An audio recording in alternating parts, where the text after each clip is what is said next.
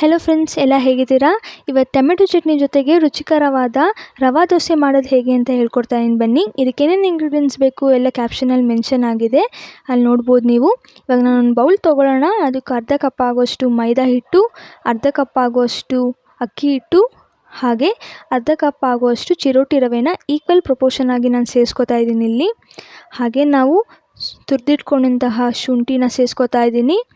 1 ರಿಂದ 2 ಹಸಿಮೆಣಸಿನ್ಕಾಯಿನ ಚಿಕ್ಕದಾಗಿ ಹೆಚ್ಚಿಟ್ಕೊಂಡಿದ್ದೀವಿ, ಅದನ್ನು ಸಹ ಸೇರಿಸ್ಕೊಳ್ಳೋಣ. ನಿಮ್ಮ ಖಾರ ಎಷ್ಟು ಬೇಕೋ ಅಷ್ಟು ನೀವು ಹಾಕೋಬೋದು ಇದನ್ನ. ಹಾಗೆ ಕೊತ್ತಂಬರಿ ಸೊಪ್ಪು ಹಾಗೆ ಕರಿಬೇವನ್ನು ಸಹ ನಾನು 2 ಮಿಕ್ಸ್ ಮಾಡ್ಕೊಂಡು ಇಲ್ಲಿ ಹಾಕೋತಾ ಇದ್ದೀನಿ. ಮತ್ತು 1 ರಿಂದ 2 ಚಿಕ್ಕದಾಗಿ ಹೆಚ್ಚಿಟ್ಕೊಂಡಿದ್ದ ಈರುಳ್ಳಿ ಸಹ ಇಲ್ಲಿ ಸೇರಿಸ್ಕೊತಾ ಇದ್ದೀನಿ. ಇದಕ್ಕೆ ನಾವು 1 ರಿಂದ 2 ಸ್ಪೂನ್ ಮೊಸರು ಹಾಗೂ ರುಚಿಗೆ ತಕ್ಕಷ್ಟು ಉಪ್ಪನ್ನ ಹಾಕ್ಕೊಂಡು, ತೀರಾ ಗಟ್ಟಿ ಬೇಡ, ತೀರಾ ತೆಳ್ಳಗೂ ಇರಬಾರ್ದು, ಕನ್ಸಿಸ್ಟೆನ್ಸಿಗೆ ತಕ್ಕಷ್ಟು ನೀರನ್ನ ಇಲ್ಲಿ ಸೇರಿಸ್ಕೊಳ್ಳೋಣ. ನಾನು ಇಲ್ಲಿ ಮಿಕ್ಸ್ ಮಾಡ್ಕೊಂಡಿದ್ದೀನಿ. ನಮ್ಮ ಬ್ಯಾಟರ್ ರೆಡಿ ಇದೆ.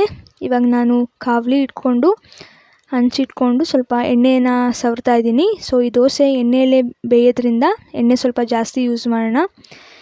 ಇದು ಹೀಗೇ ಮಾಡಿಬಿಟ್ಟು 2 ಕಡೆಯೂ ಚೆನ್ನಾಗಿ ಬೇಯಿಸಿದ್ರೆ ರುಚಿಕರವಾದ ರವೆ ದೋಸೆ ಹಾಗೂ ಟೊಮೆಟೊ ಚಟ್ನಿ ಸವಿಯಲು ಸಿದ್ಧ.